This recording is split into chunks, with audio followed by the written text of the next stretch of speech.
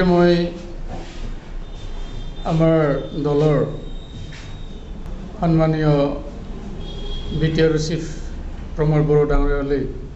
আন্তৰিক শুভেচ্ছা জ্ঞাপন কৰিছোঁ আৰু লগতে আমাৰ অসমৰ সন্মানীয় CM ডক্টৰ হিমন্ত বিশ্ব শৰ্মা ডাঙৰীয়ালৈ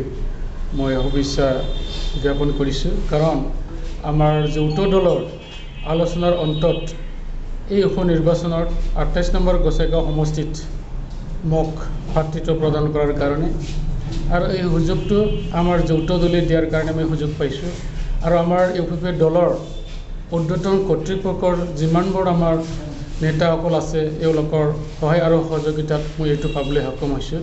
গতিকে মই আশা ৰাখিছোঁ নিশ্চয় এইবাৰ আমাৰ দলৰ আমাৰ যৌথ দলৰ কৰ্মীসকলৰ সক্ৰিয় অংশগ্ৰহণ আৰু ৰাইজৰ আশীৰ্বাদ লৈ পেলাই এইবাৰ এই উপনিৰ্বাচনত জয়যুক্ত হ'ব পাৰিম বুলি মই আশা ৰাখিছোঁ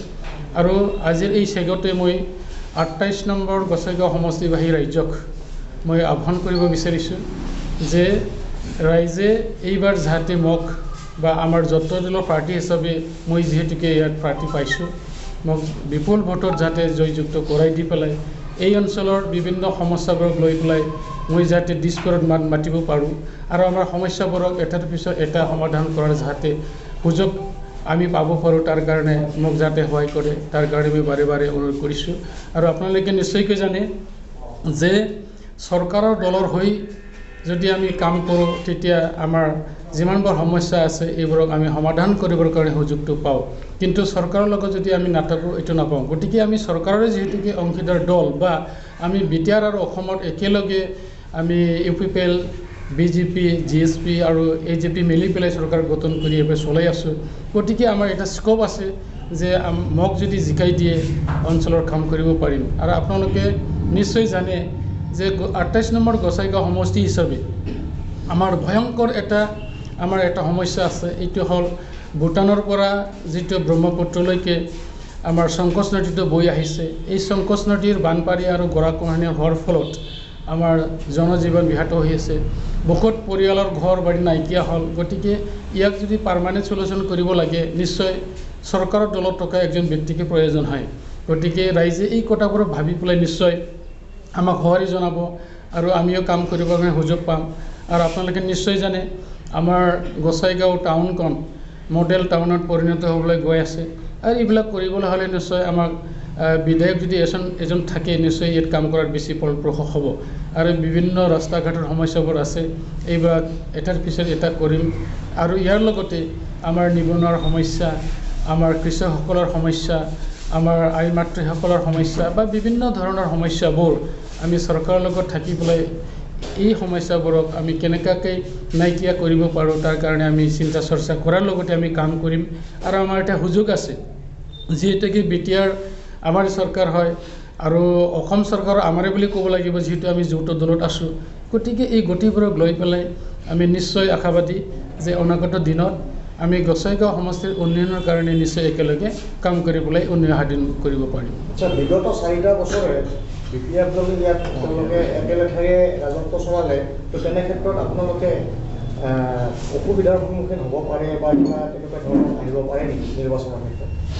নিৰ্বাচনৰ ক্ষেত্ৰত কোনো দলৰ পৰা তেনেকৈ প্ৰত্যাহ্বান পাব বুলি আমি ভবা নাই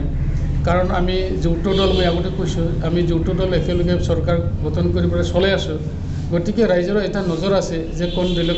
কোন দলক বা কোন প্ৰাৰ্থীক দিলে আমাৰ ইয়াত বহুত মানে কামবোৰ সমস্যা বা সমাধান হ'ব গতিকে মই ভাবোঁ ইয়াত বিভিন্ন দলবোৰ আহিব কাৰণ প্ৰত্যেকৰে ৰাইটছ আছে আৰু প্ৰত্যেকে যিহেতুকে দল আছে যেতিয়া প্ৰাৰ্থী হ'বই গতিকে আমি ভাবোঁ নাই যে কোনোবা দল বা কোনোবা পাৰ্টীয়ে আমাৰ কাৰণে প্ৰত্যাহ্বান হ'ব বুলি যেখানে যে বিপিএফে প্ৰচাৰ চলাই আছে যে তেখেতৰ মিত্ৰজোঁটত আহিছে বুলি এই ক্ষেত্ৰত আপোনালোকে কি ক'ব এতিয়া বিপিএফে কাৰ লগত কি মিত্ৰতা স্থাপন কৰিছে আমি এইটো বিতংকৈ আমি দেখিবলৈ পোৱা নাই বা বুজা নাই গতিকে এটা কথাটো আপোনালোকে স্পষ্ট হ'ব আমি যিহেতুকে মিত্ৰজোঁটৰ যি চৰকাৰ আছোঁ এই মিত্ৰজোঁটৰ চৰকাৰৰ যিমানবোৰ আমাৰ মন্ত্ৰী বিধায়ক যিবোৰ আছে আমাৰ লগতে থাকি কাম কৰিব আৰু অহাকালি আমাৰ গাৰ্জেন মিনিষ্টাৰ কোকৰাঝাৰৰ সন্মানীয় অশোক সিংহল ডাঙৰীয়া আহিব গতিকে এইটোৱেই প্ৰমাণ যে আমি কাৰ দলৰ লগত থাকি বা আন কোন এলায়েন্সত থাকি পেলাই কাম কৰিম এটি ৰাইজে প্ৰত্যক্ষ কৰিব কোনে কি কয় নকয় এইটো বিভিন্ন দলৰ তেনেকুৱাটো ক'বই কিন্তু ৰাইজে নিশ্চয় কৰি চাব পাৰিব যে আমাৰ দলৰ কোন আছে কোন নাই বা মিত্ৰজোঁটে আমি কেনেকুৱা কাম কৰিম ৰাইজে এইটো দেখিবলৈ পাব মই অনুৰোধ কৰিব বিচাৰিছোঁ এতিয়া মই অনুৰোধ কৰিব বিচাৰিছোঁ আমাৰ বিধায়ক মহোদয় ইয়াতে আছে শ্ৰী লৰেন্স ইছলাৰী মহোদয়া পোনপ্ৰথমে শ্ৰী মহোদয়া এই মহালয়াৰ মই সকলোলৈ ইউ.প দলৰ ফালৰ পৰা আৰু আমাৰ গোসাইগাঁও সমষ্টিৰ হৈ মই সকলোকে শুভেচ্ছা জনাইছোঁ মই গোসাইগাঁও সমষ্টিৰ যি উপনিৰ্বাচন এই উপনিৰ্বাচনৰ দল তথা আমাৰ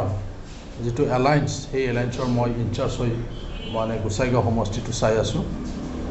ইনচাৰ্জ পোৱাৰ পিছত মই বিভিন্ন জাতি জনগোষ্ঠীৰ দল সংগঠনৰ লগত আলোচনা কৰিছোঁ বিভিন্ন গাঁৱে ভূঞে মই গৈছোঁ তো এই যি উপনিৰ্বাচন সেই উপনিৰ্বাচনত সকলোৱে আমাৰ যি পাৰ্টি চিৰণ বসুমতাৰী আমাৰ যি দল চৰকাৰত থকা দল সেই দলক ভোটদান এইবাৰ কৰিব আগৰ সময়ছোৱাবিলাক বেলেগ আছিলে বি.পি.এফ কংগ্ৰেছ থাকিলেহে শক্তিশালী আছিল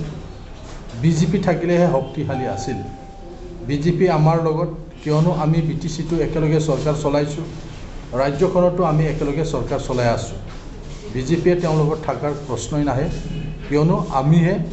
বিজেপি ইউ.পি.পি.এল অগপ ষ্টেটত চৰকাৰ চলাই আছোঁ আৰু কাউন্সিলতো আমাৰ এলায়েন্স চৰকাৰ চলি আছে আনফালেদি কংগ্ৰেছেও নিজাববীয়াকৈ কেণ্ডিডেট দিলে আজি তো এতিয়া BPF অকলশৰীয়া দুৰ্বল যোৱাবাৰ তেওঁলোকে জিতি কৰিছিলে কিন্তু যোৱাবাৰ তেওঁলোকে মহাজোঁটত আছিলে য'ত কংগ্ৰেছ AIUDF আছিল BPF আছিল আন মানে ইয়াত ৰাজনৈতিক দলবিলাক আছিল কিন্তু দেখা গ'ল যে এইবাৰ মহাজোঁটৰ পৰা BPFে ফালৰি কাটিছে কংগ্ৰেছে নিজাববীয়াকৈ আজি প্ৰাৰ্থী প্ৰক্ষেপ কৰিলে AIUDFেও দিব বুলি আমি শুনি আছোঁ আন দলবিলাকেও ইয়াত প্ৰাৰ্থী দিব গতিকে BPFে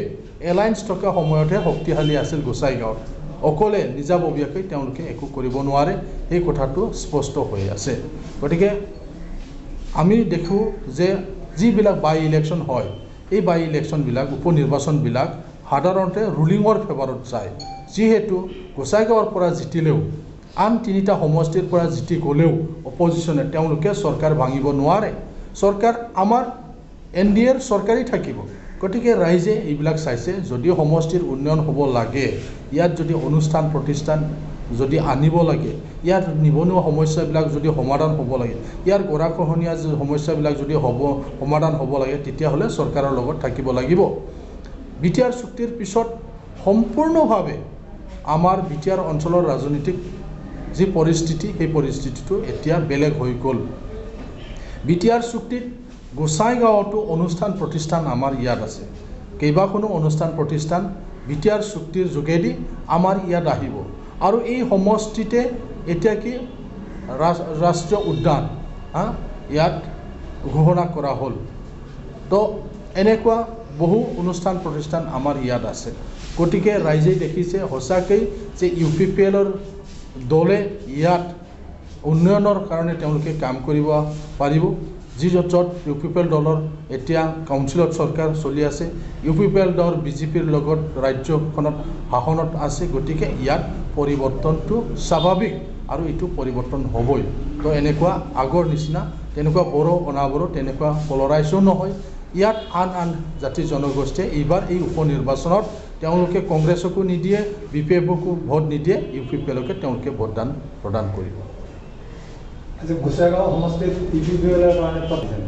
চাওক মানুহবিলাকে কৈ আছে যে কংগ্ৰেছ হ'ব পাৰে নেকি বুলি মানুহবিলাকে চৰ্চা কৰি আছে BPFৰ নাম অহা নাই কংগ্ৰেছ যিজনক পাৰ্টি প্ৰক্ষেপ কৰিছে তেওঁ এই সমষ্টিৰ মানুহ নহয় গতিকে এই সমষ্টিৰ মানুহবিলাকে কিমান তাক একচেপ্ট কৰে সেইটো সকলোৱে এতিয়া ভাবি আছে তেওঁ কোকৰাঝাৰ পূব সমষ্টিৰ মানুহ গোসাইগাঁৱত তেওঁ এতিয়া প্ৰাৰ্থী হৈছে। তো ইয়াৰ যিবিলাক আদিবাসী মানুহ সান্তালী মানুহ তেওঁলোকেও চাইছে তেখেত যিহেতু বাহিৰা সমষ্টিৰ মানুহ গতিকে তেওঁক আমাৰ নিজৰ অঞ্চলৰ বুলি তেনেকুৱা একচেপ্ট আজিলি মানে কৰা নাই, কৰিব পৰা নাই। তেওঁৰ মানে তেওঁক সহজে আমি যে ইয়াত পাম এইবিলাক মানে ইয়াৰ ৰাইজে তেওঁক ভাবি লোৱা নাই। আৰু তেখেত নতুনকৈ ৰাজনৈতিক দলত যোগদান কৰা এজন ব্যক্তি, ৰাইজৰ লগত তেনেকুৱা চিনাকি হোৱা নাই। গতিকে কংগ্ৰেছেও ইমান ভোট তেওঁলোকে নাপায়। হয়, কংগ্ৰেছৰ নিজাববীয়া যি অলপ ভোট আছে সেইখিনি পাব, কিন্তু জনসাধাৰণৰ ভোট তেওঁলোকে পাব নোৱাৰে। হয়, কংগ্ৰেছ অলপ এটা ফাইট দিব, কিন্তু ইমান বেছি ফাইট দিব নোৱাৰে। BPF এতিয়া খুব দুৰ্বল, তেওঁলোকে কৰিব নোৱাৰে। হয়, তেওঁলোকৰ সভাপতি হাগ্ৰামা মহিলাৰী ডাঙৰীয়াই যোৱাকালি মিডিয়াৰ যোগেদি তেওঁ প্ৰচাৰ কৰিছে যে আমিও মিত্ৰজোঁটত আছোঁ। আমি দেখি আহিছোঁ যে তেওঁ সময়ে সময়ে তেনেকুৱা কথা কৈছে, কিন্তু কেতিয়াও বিজেপিৰ ফালৰ পৰা মুখ্যমন্ত্ৰীৰ ফালৰ পৰা কেতিয়াও তেওঁলোককো আমি ল'লোঁ বুলি তেওঁলোকে কেতিয়াও কোৱা নাই। এইটো হ'বই নোৱাৰে, কাৰণ কোনোবা যদি ৰাজনৈতিক দল যদি এলায়েন্সত আহে তেতিয়া এলায়েন্সত থকা আন ৰাজনৈতিক দলৰ লগত আলাপ আলোচনাটো হ'বই। তো এনেকুৱা হোৱা নাই। তেওঁ যিদিনাখন মুখ্যমন্ত্ৰীৰ লগত আলোচনা কৰিবলৈ গৈছিল, দিনৰ ভাগত আমাৰ লগত আলোচনা আছিলে। আমাৰ কেণ্ডিডেট চূড়ান্ত কৰাৰ কাৰণে আমি সন্মানীয় মুখ্যমন্ত্ৰী ডাঙৰীয়াক লগ কৰিছোঁ, প্ৰদেশ বিজেপিৰ সভাপতি ভৱেশ কলিতাক লগ কৰিছোঁ, আৰু ৰাষ্ট্ৰীয় পৰ্যায়ৰ বিজেপি নেতাসকলক আমি লগ কৰিছোঁ। এই সময়ত আমাৰ সন্মানীয় মুখ্যমন্ত্ৰী ডাঙৰীয়াই কৈছিল যে তেওঁলোকে ৰাতি আহিব, আলোচনা এটা আছে, আমাক জনাইছে, কিন্তু কোৱা নাই যে তেওঁলোকৰ লগত এলায়েন্স কৰিম। হয়, তেওঁলোকৰ দলত এতিয়া 3জন MLA আছে। সেই MLA বিলাকে যদি চিফ মিনিষ্টাৰক এপইণ্টমেণ্ট বিচাৰে, চিফ মিনিষ্টাৰে দিবই, দিয়াটো স্বাভাৱিক। আৰু সেইটোকে লৈ পেলাই তেওঁলোকে কৈছে যে আমিও NDAত আছোঁ, আমি থাকিম। সেইটো হ'ব নোৱাৰে। যেনেকৈ গোসাইগাঁও সমষ্টিত AGPয়ে পাৰ্টি দিয়া নাই, তেওঁলোক কিয়নো আমাৰ লগত এলায়েন্সত আছে। BJPয়ে পাৰ্টি নিদিয়ে কিয়নো তেওঁলোকে আমাৰ লগত আছে। তো এলায়েন্সৰ ধৰ্মটো থাকিল ক'ত? যদি তেওঁলোকে এলায়েন্সত থাকে তেতিয়াতো গোসাইগাঁৱত নিদিলেহেঁতেন। গোসাইগাঁৱত দিয়া মানে তেওঁলোকে এলায়েন্সত নাই। কাইলৈ আমাৰ সন্মানীয় গাৰ্জেন মিনিষ্টাৰ অশোক সিংঘালজী আহিব, আমাৰ কৰ্মী সভা আছে কাইলৈ, মুখ্যমন্ত্ৰীও আহিব। যেতিয়া নমিনেশ্যন দিব 7 তাৰিখত, তেতিয়া মুখ্যমন্ত্ৰীকে আদি কৰি বিজেপিৰ নেতাসকল ইয়াত আহিব। তো ইয়াত কোনো ধৰণৰ তেনেকুৱা ভাবিবৰ কোনো থল নাই যে হাগ্ৰামা মহিলাৰী অথবা BPFয়েও আমাৰ NDAত আছে বুলি তেনেকুৱা ভাবা কোনো থল নাই।